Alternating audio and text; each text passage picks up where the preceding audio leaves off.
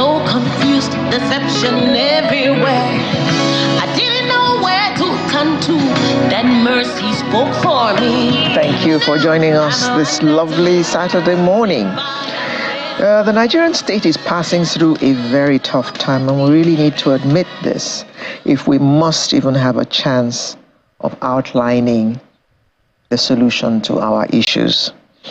In February, the president said his administration is working to ensure that Nigeria is reformed for greater efficiency, with a particular emphasis on systematically inculcating fairness and equity in all aspects of our national life. I'm sure we all feel like clapping. Well, we'll see how that works out. Maybe that is why he actually has, government has decided to implement the Onosaye report, even though some say it's already outdated. That when the Onosaye report was written, there were 500 and something odd MDAs, and now there are over 1,000. So how is one going to implement that kind of report? But we have a panel this morning, and it'll be one of the things we'll be looking at in the course of this segment. It's my pleasure to welcome to the studio two gentlemen, a public affairs commentator, Mr. Noro Edopolo. Thank you. Pleasure. Good to see you again. Same here. And a legal practitioner, Mr. Tony Dania. Good morning. Good morning, Tony. Good to see you again. Now, Noro, let me begin with you. In fact, we're talking about the state of the nation. One doesn't really know where to start because our issues are as long as my arm, if not even longer. But the one that bothers everybody now and is affecting everybody is the economy. So let's start with the economy. The president has taken, government has taken several steps since this administration came in, starting with the cancellation of the subsidy and the attendant consequences of that. So, on the whole, how would you say that this government has done where the economy is concerned? Thank you very much. Happily, I'm not an economist. I don't work for the government. But you're a Nigerian. I'm just a Nigerian. And you go to the markets. So therefore, this is my perspective from that place as a Nigerian. We hear that things are being done to improve the economy. But where I'm seated and where I operate, we haven't felt any of those changes. The prices of goods in the market still skyrocketing. I know people who have to pay school fees. It's still skyrocketing. So all the indices that matters to the common man, we hear that things are being done to improve. But the truth is, as I sit here today, and I think I speak for a vast majority of our people, we haven't felt it. So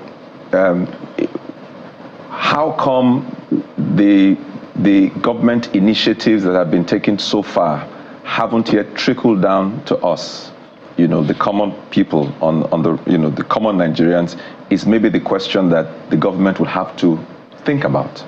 All right. And unfortunately, from where we are looking at them, the things they are doing or said to be doing, the things we sometimes hear them say and do, doesn't portray that we are facing the same challenges as a people. We have different markets. Yes, that we have different markets. So therefore, this is my summary of the economy. I'm not an economist, so I'm not going to try and go into all the technicality. I'm just talking to you from the point of view of the guy who goes to the market, who has to now contend with what you buy petrol. You know what I mean?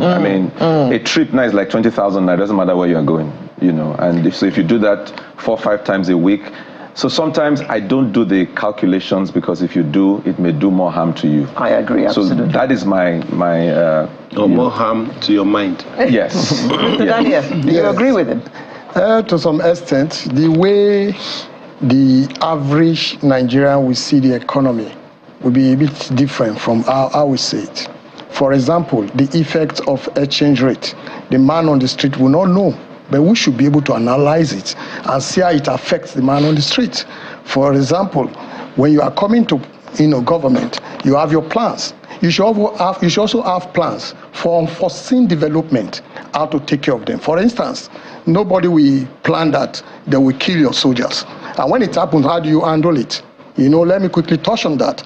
When you say military, you are talking about Air Force, Navy, Army. Now, each of them have what we call intelligence unit. Right from this studio, I've suggested that we should have what we call, the DSS is there, the police is there, they should have what we call joint intelligence unit. We don't still have it. Every unit, every arm of the military want to outdo the other and want to play to the gallery. Let me come back to the economy. Now, I am one of the few that have hope that Nigeria will be better. The sources of our problems... That's not true, Tony. Most of us have hope that this country will be better. Much. I am among the we many, believe it. I am among the many that believe Nigeria will be better. Now, when the exchange rate was skyrocketing, and I told some persons that the reason why it went up, once it is taken care of, it will start coming down. As of today, black market is 1,350 as against 1,900 3 weeks ago. That will definitely affect the economy. And then the sources of these problems are many, but we all seem to be concentrating on one source and one person, the president. We have state governors. We have commissioners in the state, just like we have ministers. We have members of the state houses of assembly. We have members at both the Senate and the House of Representatives. Now, every representative, both at the state houses of assembly and the National Assembly, which consists of the Senate and the House of Rep, all take home what we call contingencies. The governors are there. Why are they not also trying to solve this problem? That is one. Two, the moment certain basic issues, because I don't want to dwell on the problems, we all know the problems, Nigerians, the poverty level is increasing, but it might interest you to know that Nigeria is still the largest economy in Africa. It's just that, like my friend said, it's not coming down to the average man on the street. People are hungry. Now, what do you do to take care of it? We have criticized the president for removing subsidy before providing palliative. Removal of subsidy is okay. I am an expert on subsidy, and I know it's a fraud. So the removal is okay. We don't want to go into names of people that have leaked this country based on subsidy. Now, the palliative, even though came later, are not getting down to the people. The channel of the provision of palliative, the channel through which it is going down, is not effective. Corruption is still there, and corruption have led to compromises of almost every attempt to put right policies in place and execute right policies. We have infrastructure deficiency. If the roads are okay, if our educational system are working well, hospitals are fine, it will reduce the problem. And then insecurity, I'm identifying the cause of the problem. That the man on the street might not know is the cause. His own is, however it is, I just want to get food. I want to go to the market to be able to buy things. I want money in my pocket. But you cannot run away from this. So he might not be interested in all this analysis, but they are the truth. There's another issue about this cost of living thing that we're talking about. Before the president was done with his speech on May 29, 2023, yes, the prices of fuel had increased. There are also those who have said Nigerians are the ones who try to outdo each other in the area of pricing. I don't know if we all saw a video of a woman going around the markets and telling the market women. Yes, I saw it. You saw the video? Yeah. How much is your plantain? Yeah. 800. Bring it down to 500. If you don't bring it down to 500, pack your wares and get out of this market. And she did that for a good number of products. So let me ask you, in this regard, how do we communicate that to the Nigerian? Because as he said, some weeks ago, the naira to the dollar circumvented around $2,000 to the naira to the dollar. Now it's down to less than 1,004 on the average. But even if Nigerians, like you and I, get these things for a little cheaper, and they're able to make an extra profit, how do we persuade them to be considerate? To pass it down to the consumer. I think it's important to recognize that leadership has a responsibility to set the tone. You can't escape that. Thankfully, the president himself has accepted that. He has said it more than once that, the buck stops on his table. So when we speak because we recognize that leadership has a responsibility, all right? And so whoever is the leader, therefore, must be willing to take what the people are saying. All right, that's number one. Number two, we've said on this show over and over again, what is happening to us as a people is the same thing that is happening when they go to a warehouse and everybody rushes into the warehouse to get something for himself. There is lack of trust, all right? And, because we do not trust each other, we have created a dog-eat-dog society. And so everybody is looking out for himself. And that's what you've just described. So if I know that I can get one up on you, I will. And I will do it with, without any qualms. No qualms. That is what we have become. And so the question then becomes, how did we get here? What can we do differently? In the nations where you have seen a different approach to life, it is because they have values. It is because everybody signs up, whether written or unwritten, to a specific code of conduct that is applicable across the line. Why do you think they will set up an inquiry to debate why some people were having a party during COVID in England? Why? In Nigeria, here to be a non-issue, if you know what I mean. But because they understand that the rule for the commoner is the rule for the other fellow. And even so that is a society where the kind of thing we are hoping will happen in Nigeria will happen. But we've created an environment where it's every man for himself. I didn't create it, I met it.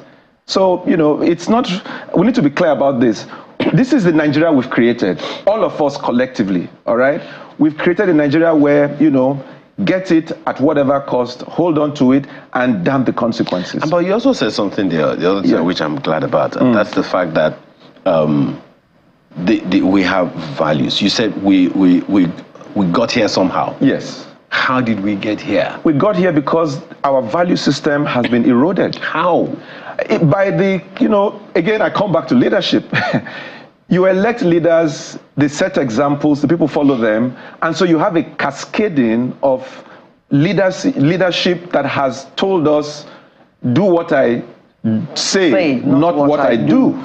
And over the period, we've come to see that, okay, that's it. We say one thing and we'll do another thing. So you have back to back, and so here we are. It's just it's like harvest time. You don't blame the crops, it's what you planted. So, so for me, the ideal way to go forward, which is really what I'd like us to focus on, is, what are the rules of engagement in Nigeria? All right? How are these rules, who are they applicable to? All right?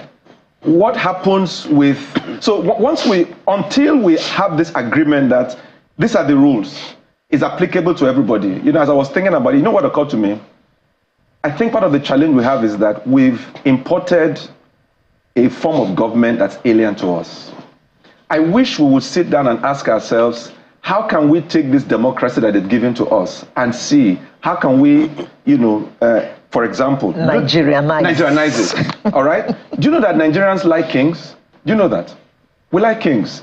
Both kings as in the obas and the emirs, kings as in the pastor and the imam, kings as in the MD and the head of department. Central leadership. Nigerians, and that's how we are. So maybe we should look at how we are and see how we can adapt this democracy to suit how we are. What is happening now is that we want to wear democracy as we've taken it from them, and it's not working for us. Okay. Yes, all right. Sorry, the issue was prices of commodities and how we can get them to sell when there is an improvement on the economy, because that was the question you raised. You see, those days of the late Idi Agbon of blessed memory, it was forcing Nigerians to sell their commodities at reasonable prices. But we are not under the military anymore. So we have an open market system in Nigeria where you buy and you sell in accordance to how you have purchased. And then Not necessarily. we have an open market system in Nigeria. No, but because it's supposed to be don't buy and regulated. sell. Don't necessarily sell according to how you have bought. Boss, that's the point. That's what I'm saying. What I'm saying is that it is not regulated. If I go to Mushin to buy yams and I want to sell it at Ajegunle, there's no controlling policy that controls the margin I can add. Yes. That's what I'm trying to say. So every person sells any amount you want to sell, irrespective of how he purchased. And that is wrong. So what can we do is to make, that will make it flow naturally, is to make it more competitive. The issue we have is that few persons are able to bring these things. If, for instance, I can plant yams in my backyard, and the people that are going to farms that are not afraid of security, they are not afraid of being kidnapped, there will be more competition. That will naturally. So the problem is not just with the market people. The agberos on the street will collect money from you as you are carrying your chart. The agberos will stop the truck as it's coming in. Even if you talk about petroleum products, there are a lot of avoidable bureaucracy. The Navy, I'm a maritime person, will always want you to come to their office, whereas the process of getting approval for your ship to be battered and all that is supposed to be automated. The master will want you to come to their office. You're supposed to sit in the comfort of your house, key in, let them know what you want to do. They're supposed to have a way of checking it. You understand? But every person that wants to sell, we factor into the cost all these avoidable costs. So if there's a way we can remove them, it will impact on the prices. It's something that Mr. Mr. said the other time about ownership. Most of the time when goods are imported into the country, you talked about leadership. Most of the time when goods that come into the country, they come in through one route or the other. And you're talking about being a maritime person now. A sizable number of people who will say that one of the sections of the country that give Nigerians the most problem and disturb the ease of doing business are your people in the ports, at the ports. I was sharing with someone over, the past few days, of someone who said, look, you don't want to give bribe, but you are compelled because back in time, it was poultry was imported. Frozen chicken was what was called at the time, and it was always imported. And you have imported quite a sizable chunk. And someone says, if you don't part with something, your goods are not going to go in. Now, if you don't part with something, your goods don't go in, there is no storage, they rot. I know someone in this studio, one of the four of you, the three of you, who used to export something and along the line stopped because things just got bad at the ports. So thank you very much. We are saying. So how do we get them to own? Because this is part of the state of the nation, and this is just at the ports. What's happening in Kaduna? What's happening in Kebbi? Yes, you see, we are saying the same thing. While I agree that we have issues with leadership, but you see, the incident that is affecting price at the common market is not about leadership, with due respect. Now, the president is not the minister for the blue economy now. The president is not the MD of MPA. The president is not the DG of customs. He has appointed people that he feels can work. They are not speaking for the president. They are the ones who should hold responsible for this. I have talked about the decadence at the port severally. And you see, when you speak the truth against those who are at fault, they look for a way to bring you down. They look for a way to fight you.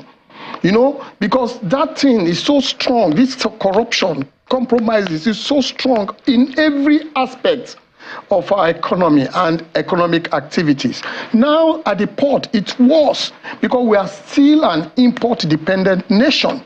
So you see the frustration. I have a friend that sold my Benz to me and told me he's bringing similar Benz. And he told me how much he calculated to clear in, 1.7. When the Benz got here, he came back to borrow money. He said he needed 4.7 to clear it. To clear it. I read yesterday that customs have reduced by 25%. Imagine that. The man cannot sell that car. So they are killing business instead of helping business in the name of being seen to be making money for their pocket. EFCC did a sting operation recently. I read about how some senior custom officers were picked up and they are refunding money. And it is not limited to those ones. These are the ones that it is when a thief is arrested that you know it's a thief. There are a lot of thieves around. So what do you do to stop this? Automation. Stay in your house, stay on your laptop, do what you want to do. Don't put faces. Don't put faces to and transactions. pay your duties straight to the bank. Straight to the bank, and that's all. And once there is a paper showing that you have paid, your goods should be allowed. I know that they will try to look for a way to still compromise that, but then to a very reasonable extent, that will bring some level of sanity. When they are to release the goods to you, they will still customs. You don't need to go and see. We have been meeting customs for long. We want to group clearance for vessels. We go to custom. You go to Navy. Let's stop that. Let's sit in our comfort of our office or houses and key in and pay online. You know, I don't know whether it was you or Mr. Dokola that mentioned the states. Yes, I mentioned. You're the one that mentioned states. Now, it's those local women that I mentioned the other time that went around. Thankfully, you saw the video, asking that these things should be effected, that people should bring down the prices by force. So we're talking about the state of the nation, not the state of the federal government. True. So how about collaboration between federal and state authorities? True. Perhaps that's another issue. What's wrong with at that point? Okay, thank you. Just for the sake of clarity, you know, there's the hard and the soft. When you talk about, that's why, for example, an organization doesn't start with a building. They start with mission and vision and values. Upon that, then they put building, all right? So whereas I'm focused on the mission and vision and values, my brother is talking about the building. You will need the building, so you need infrastructure. You need all those things he said. But what carries those things? Everything you said is correct. But why would they still circumvent this thing you said? It is the absence of value. So let's bear that in mind. Now, sincerely speaking, I think that, talking about going forward, I think that we should begin to look at the subnationals even more than we're looking at the federal government. Believe me. Yes. Do you realize that this latest crisis in Delta State, do you realize that if Delta State had spent even 50% of their FAC allocations for their people, there will not be that crisis. It won't be there. You're right. That crisis comes as a result of joblessness, and the people are angry. Do you know how much Delta State gets per month? I mean, suddenly it's as if there's a new state called Abia State. Have you noticed? In February, I think Delta got 38 billion. Can you imagine that? You know, it's almost as if suddenly in Nigeria we have a new state called Abia State. Have you noticed? Yes. Ruled by one certain Alex Oti. Because, like, excuse me, was there an Abia all this while? Once upon a time, the story of Abia was somebody's mother and his wife and his girlfriend. Then we moved to somebody who didn't know why he was in the government house. And then suddenly we have an Alex Oti. There's a road, sir. 30 years ago when I got married, because I was around, I got married in Port Harcourt. We traveled that road and I wept for Nigeria. A road that leads to Ariaria Market. I heard recently that it's just been, tarred or whatever it is. And you ask yourself, why would such a road take 30 plus years to fix? Taking such a prominent market. Can you imagine? So I think that we should begin to ask questions at the sub-national level. Dear Mr. Governor, we heard that you just got so and so billion. What have you done with it? Mr. President and his team, they have their issues to deal with. But the truth of the matter is that even if, whereas they are still sorting themselves, if you can hold your state governor and make him answer for the money he has collected on your behalf, can you imagine if every state was 20% what Alex Otti has done in the last couple of days, or the man in Niger State, talking about this new set of governors? Can you imagine how much will be lifted as a people? So yes, I agree that we should look at the subnationals and begin to ask questions at that level. Because what's happening is that they're all hiding under Mr. President, and they're just committing, beneath. Yes. That's exactly what the former president said when he paid a visit to Abia in the course of the week. Yes. I wish all governors were like you. Yes. Yes. Yes. And in addition to what my brother said, beyond the state governors, this contingency fund goes to each person that represents a unit of a state. For constituency. Constituency, rather. It's supposed to be for development of a particular unit in a state. So we have the local government. We have the state houses of assembly. They are collecting such funds too. I learned in Delta State, one of the senators came out to say he had to lobby to get 1 billion. Now, if each senator gets 1 billion to develop a particular unit, the government gets billions to develop the state. The members of state house of assembly, the local government chairman, what are they doing? No, what they said. Hold on. This constituency allowance is even being called to question. Exactly. Because a lawmaker's job is to make laws. No, which is why they now said, what the lawmakers have said is, look, what we do is influence that such projects go to our community. We don't execute it. But when this budget wahala broke out a few weeks ago, they were saying how much each of them got. Oh, you got 500 million. Yes. Oh, I didn't get anything. Yes, a senator admitted that he got 1 billion. Yes. And that is why my plantain can be sold at the price I'm selling. Exactly. That's where the problem is coming from. That's the point I'm trying to make. So the issue The is example that is being set for us, why wouldn't I sell my plantain at times 100? Who will stop me? But again, let's speak to that. Perhaps, is it a question of law or a question of process? Because, as we all know, the job of a lawmaker is to oversight lawmaking and representation.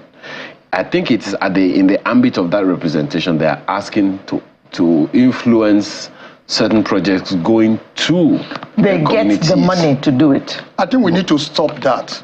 We need to stop that. Their primary assignment, and generic assignment too, is to make law and to call to question the excesses of the executives. Not to go and build boreholes. Collect money. I mean, build boreholes. You see, when they collect this money, or sink boreholes, that means they have a choice of what to do. Nobody questions what they do. That is wrong. That is corruption. So it is now, if I do it, if I don't do it. No, I think we need to stop. I think, and I'm very glad that you brought up that issue. No, look, it was you, Mr. Daniel, that brought up the angle of the legislators. So when you, Mr. Okola, are talking about state governors being called to question about one thing or the other, the picture playing in my head is, again, I'll say this again, Alero, don't laugh. Every Nigerian has 10 members of staff in government. 10. The president is my staff. Vice President is my staff. The president of the Senate is my staff. The deputy president of the Senate is my staff. The House of Representatives, the Speaker of the House is my staff. Because I vote for them here in Lagos. The Deputy Speaker of the Senate, of House of Reps, is my staff. The governor of my state is my staff. The Speaker of the House of Assembly, member of the House of Assembly, is my staff. Deputy governor. The local governor, and the deputy governor, thank you. The local government chairman is my staff. The vice chairman of the local government chairman is my staff. The councillor is my staff. So we have all of these people. That's the ideal thing. So we perhaps have a problem with, I think it was you that was talking about the accountability system. If each of these people are working for every Nigerian, how do we call them to question so that we can ensure that they do what they are supposed to do? Thankfully, you are a legal practitioner. No, I'm not. Oh, He is. Okay. Yes, but to say that, again, we'll go back. Until we address the fundamentals, tomorrow is not going to become Monday because of Nigerians. It's Sunday. I've said this over and over again. Nation building is not rocket science. We have seen nations built from ground zero up. Rwanda is even a modern example we can look at. Singapore is there. How did they do it? Nigerians, look at what you said now. None of these people feel that they are staff.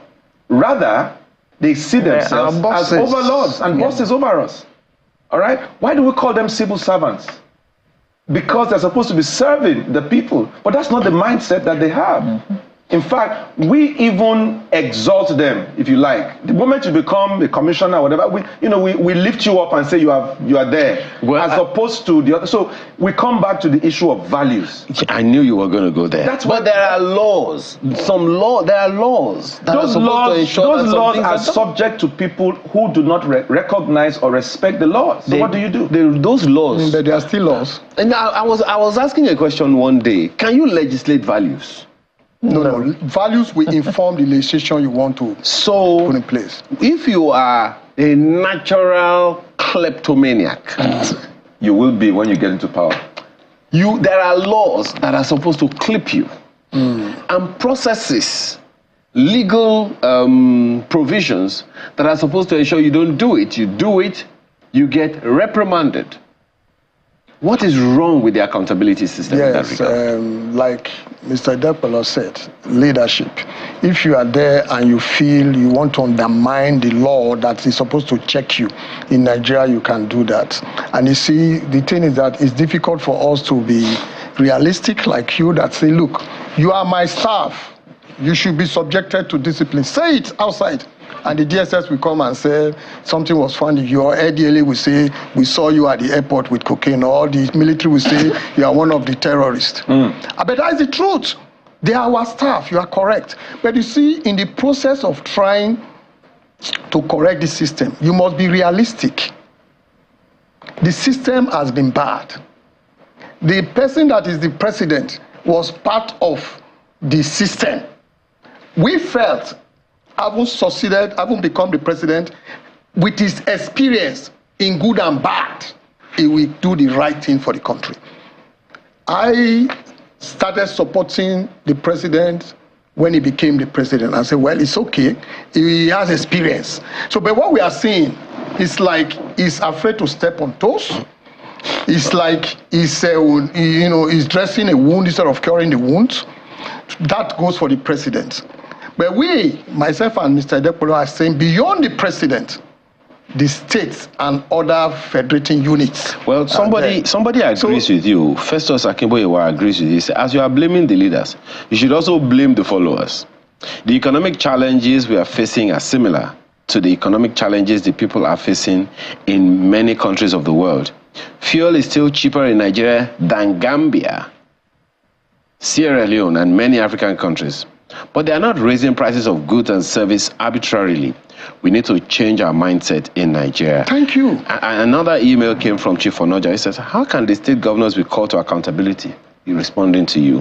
When the law gives them immunity to do and undo without questions, they are licensed to operate above the laws of Nigeria. I want to see a sample of that license. Well, the system that is in place says the legislators will hold the state governor accountable.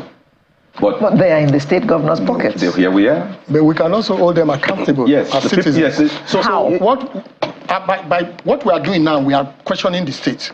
We are analyzing. We are saying that what have you been doing? That is part of making them to be accountable. We can go out there and form a peaceful protest and say, look, tell us what you have been doing with our money. We can do that. We can say, okay, stop this funds that is to us fraudulent that you are giving to our representative in the name of coming to develop a particular geographical location of our state. We can say no. We can start talking. We can say, look at what OT is doing in Abia State. Why can't you do it? And like the person that sent the message, stated, despite all this problem, that's why I said I have hope. Nigeria is still the largest economy. Nigeria, if you do comparative analysis, we are still better. In Ghana, you can't compare Ghana to Nigeria. A lot of us compare Ghana to Nigeria. Lagos is bigger than Ghana economically, by population and otherwise. Also bigger than Kenya. The GDP of Ghana is $70-something billion, while that of Lagos alone is about $90 billion. So you can't. We are still on. So and another good thing about Nigerians is that the moment we want to do it right, we do it better than other nations. Take example with Ebola. Where is the foreign country that came? We were able to orientate ourselves, discipline ourselves, and we did the right thing. When did we start using GSM in Nigeria? Can you remember? 2000, Before we started using GSM in Nigeria, GSM was prevalent in small Cotonou. Are you aware of that? And then, do you know the number we are in the world today? We are the number 5th, go to your Google, GSM waste consumer in the world. When did we stop importing rice? Have you tested the current rice being produced in Nigeria? So we can do better. I expect the president to concentrate on areas that will not be affected by any government or any person that will help this country. For instance, improvement on electricity power. Work on that, the way Obasanjo work on communication. And you will see the positive effect it will have on the economy. Then do the roads. Do you know that? No, that should be. Let's leave that. There's never enough time. Look, we're completely out of time, and we were only able to deal with the economy. What happened to security? What happened to education? What happened to health? We've dealt with economic security, we've touched security, health security, food security. We've done everything. So don't worry. Okay, thank you very much, gentlemen. I'd like to have thank. The last word? Just to say that my take also is that Nigerians we're a wonderful set of human beings. I think we should just begin to take charge. In your own little corner, do what you can for Nigeria. All right, because trying to get Nigeria to work from the head down is a challenge. So let us, every one of us, in our little spaces, I mean, look at the plantain woman, for example. You know, let's begin to lend each other a helping hand. Let's begin to do what is right, and let's begin to speak up at different levels. The councillor, you know, somebody was talking about somebody that gave her a permit, 22,000, because she refused to give a bribe. Just today, this small shop owner, the man said, "Give me 5,000, you are covered." The woman said, "No, it's okay. Then take 22,000." That's what government is asking for. I will pay it. Such a person should be taken up. I will pay it. So we should take charge of our country because we have nowhere else to go. Yes. This is our country. I agree with you. One parting words, I would say that let's concentrate less on leadership. And what makes the country is the private persons. Okay. The private person. Our investment is what lead yourself first. Yes. Okay. Thank you very much, Norua Edopolo, a public commentator, and Mr. Tony Dania, a legal practitioner. Well, that's all we can take about the state of the nation for today. Thank you very much, gentlemen, for coming to share your thoughts with us. Thank you. Sunrise will return in just a moment, and we'll be looking at civil, military, or civilian military relations. Relations. Whichever one you. See you in just a moment.